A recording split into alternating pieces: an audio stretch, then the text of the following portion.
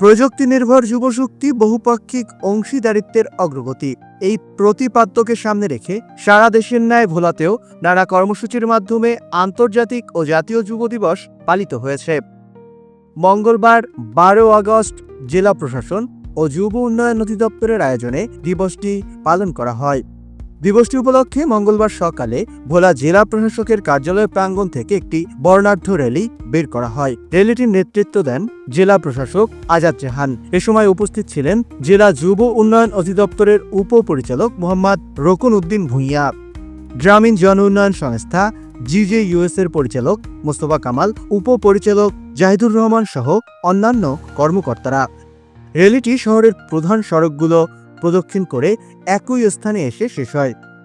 র্যালিতে ভোলার lead NGO, গ্রামীণ জন উন্নয়ন সংস্থা GJUS এর রেইস প্রকল্পের সদস্য, সমৃদ্ধি প্রকল্পের বিভিন্ন ক্লাবের সদস্য এবং সরকারি বেসরকারি বিভিন্ন দপ্তরের কর্মকর্তারা অংশগ্রহণ করেন। জাতীয় এবং আন্তর্জাতিক যুব দিবস উপলক্ষে আমরা ভোলায় এখন একটা র্যালি শুরু করেছি। আপনারা দেখছেন, র্যালি শেষে আমরা আলোচনা করব। আর আমাদের এই আলোচনা অনুষ্ঠানে এই ভোলা জেলার সকল যুব সম্প্রদায়ের প্রতিনিধি এখানে থাকবেন।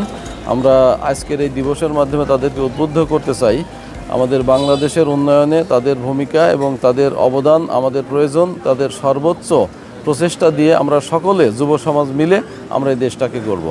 আন্তর্জাতিক যুব দিবস এবং জাতীয় যুব দিবস উপলক্ষে আজকে সারাদিন ব্যাপী আমাদের যে র্যালি কর্মসূচি হয়েছে, এর মধ্যে আমাদের যুব সংগঠনের মধ্যে গ্রামীণ জন উন্নয়ন সংস্থা তার জনবল নিয়ে, তার লোকজন নিয়ে, তার কলাকৌশল নিয়ে আমাদের এই অনুষ্ঠানের সাথে একযোগ হয়েছে।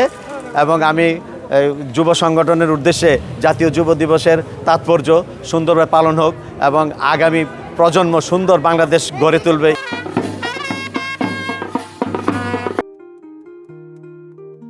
মোহাম্মদ সামিরুজ্জামান সামির, চ্যানেল 21, ভোলা।